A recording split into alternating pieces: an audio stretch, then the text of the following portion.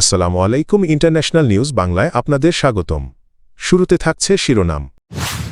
জনগণকে সরকারের পক্ষে নামার আহ্বান ইরানি কর্তৃপক্ষের। ইরান একচুলও পিছু হটবে না, কঠোর হুঁশিয়ারি খামেনির। ইরানে বিক্ষোভ, মূল্যস্ফীতি নিয়ে অসন্তোষ গাড়ি ও বিভিন্ন স্থাপনায় অগ্নিসংযোগ।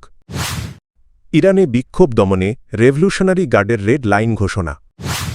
পুতিনকে তুলে নেওয়া নিয়ে প্রশ্ন, কী বললেন ট্রাম্প? ইরানে চলমান সরকার বিরোধী আন্দোলনের মধ্যে সরকারপন্থী সমাবেশে অংশ নিতে জনগণের প্রতি আহ্বান জানিয়েছে কর্তৃপক্ষ। ইরানের রাষ্ট্রীয় গণমাধ্যম জানায় আগামী 12 জানুয়ারি দেশজুড়ে বিভিন্ন গুরুত্বপূর্ণ স্থানে সমাবেশের ডাক দিয়েছে ইসলামিক ডেভেলপমেন্ট কোঅর্ডিনেশন কাউন্সিল।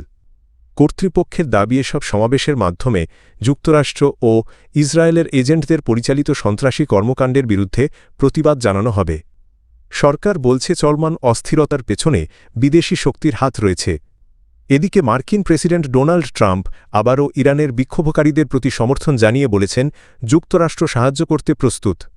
এর আগে তিনি সতর্ক করেছিলেন বিক্ষোভ দমনে প্রাণঘাতী শক্তি ব্যবহার হলে সামরিক পদক্ষেপ নেওয়া হতে পারে। গত বছরের ডিসেম্বরের শেষ দিকে রিয়ালের দরপতন ও মূল্যস্ফীতির প্রতিবাদে শুরু হওয়া বিক্ষোভ পরে রাজনৈতিক আন্দোলনের রূপ নেয়। মানবাধিকার সংস্থা HRAN-এর হিসাবে 31টি প্রদেশের 111টি শহরে বিক্ষোভে অন্তত 50 জন নিহত এবং 2200 জনের বেশি মানুষ গ্রেপ্তার হয়েছেন। ইরানে গত 3 বছরের মধ্যে সবচেয়ে জোরালো সরকারবিরোধী আন্দোলন চলছে। আন্দোলন দমনে কঠোর অবস্থান নিয়েছে সরকার। ইন্টারনেট প্রায় সম্পূর্ণ বন্ধ এবং নিরাপত্তা বাহিনীর গুলিতে এ পর্যন্ত অন্তত 62 জন নিহত হয়েছেন। গ্রেপ্তার হয়েছেন 2200 এর বেশি মানুষ। দেশটির সর্বোচ্চ নেতা আয়াতুল্লাহ আলী খামেনি আন্দোলনকারীদের নাশকতাকারী আখ্যা দিয়ে বলেছেন সরকার একচুলও পিছু হটবে না। তিনি দাবি করেন এই আন্দোলন বিদেশি ষড়যন্ত্রে উস্কানি দেওয়া। এদিকে যুক্তরাষ্ট্র ইরানের বিক্ষোভকারীদের প্রতি সমর্থন পুনর্ব্যক্ত করেছে। মার্কিন পররাষ্ট্রমন্ত্রী মার্কো রুবিও বলেন ওয়াশিংটন ইরানের জনগণের পাশে আছে।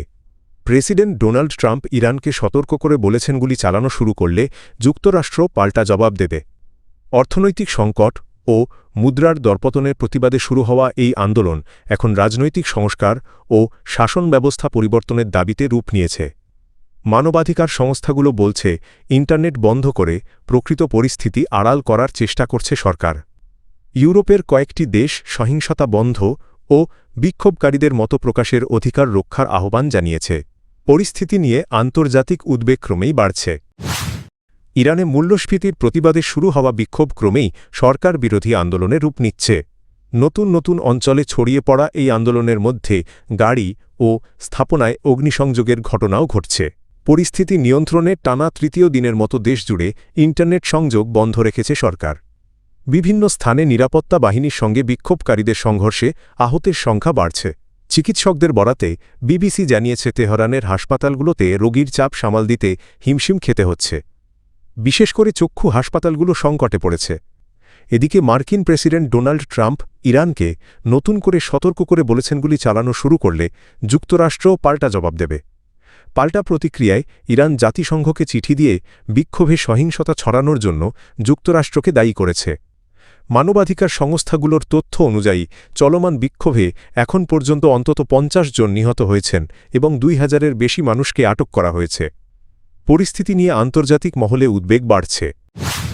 ইরানে চলমান ব্যাপক বিক্ষোভ দমনে কঠোর অবস্থান নিয়েছে রেভলিউশনারি গার্ড বাহিনী IRGC। শনিবার দেওয়া এক বিবৃতিতে তারা নিরাপত্তা রেড লাইন ঘোষণা করে রাষ্ট্রীয় অবকাঠামো ও সরকারি সম্পদ রক্ষার অঙ্গীকার করেছে। রাষ্ট্রীয় টেলিভিশনে প্রচারিত বিবৃতিতে IRGC জানায় দেশের নিরাপত্তা ও 1979 সালের ইসলামী বিপ্লবের অর্জন রক্ষায় কোনো আপোস করা হবে না। তারা সাম্প্রতিক পরিস্থিতিকে গ্রহণযোগ্য নয় বলে উল্লেখ করে। গত 2 সপ্তাহে মূল্যস্ফীতি ও জীবনযাত্রার ব্যয় বৃদ্ধির প্রতিবাদে শুরু হওয়া বিক্ষোভ রাজনৈতিক রূপ নিয়েছে।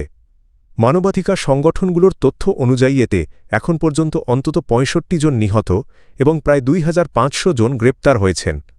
পরিস্থিতি নিয়ন্ত্রণে ইন্টারনেট সংযোগ বন্ধ রাখা হয়েছে এবং বিভিন্ন এলাকায় বিপ্লবী গার্ড মোতায়েন করা হয়েছে। সরকার বিক্ষোভ উস্কে দেওয়ার জন্য যুক্তরাষ্ট্র ও ইসরায়েলকে দায়ী করছে। ভেনেজুয়েলার প্রেসিডেন্ট নিকোলাস মাদুরোকে যুক্তরাষ্ট্রে তুলে নেওয়ার ঘটনার পর রাশিয়ার প্রেসিডেন্ট ভ্লাদিমির পুতিনকে একইভাবে আটক করা হবে কি না এমন প্রশ্নের জবাবে মার্কিন প্রেসিডেন্ট ডোনাল্ড ট্রাম্প বলেছেন এর প্রয়োজন নেই। শুক্রবার হোয়াইট হাউসে সাংবাদিকদের প্রশ্নের উত্তরে ট্রাম্প বলেন পুতিনের সঙ্গে যুক্তরাষ্ট্রের সম্পর্ক ভালো এবং তা বজায় থাকবে বলে তিনি মনে করেন। তিনি আরও জানান রাশিয়া ইউক্রেন যুদ্ধবিরতি নিয়ে মধ্যস্থতার চেষ্টা সফল না হওয়ায় তিনি হতাশ। এর আগে ইউক্রেনের প্রেসিডেন্ট ভলোদিমির জেলেন্সকি মন্তব্য করেছিলেন মাদুরোর ঘটনায় যুক্তরাষ্ট্র দেখিয়েছে যে তারা স্বৈরশাসকদের বিষয়ে কী করতে পারে। এদিকে মাদুরোকে তুলে নেওয়ার ঘটনাকে ভেনেজুয়েলার সার্বভৌমত্বের গুরুতর লঙ্ঘন হিসেবে নিন্দা জানিয়েছে রাশিয়া। জাতিসংঘে রুশ রাষ্ট্রদূত ভাসিলি নেবেনজিয়া একেদস্যুতা আখ্যা দিয়ে বলেন এ ধরনের পদক্ষেপ বিশ্বকে অস্থিরতার দিকে ঠেলে দিচ্ছে।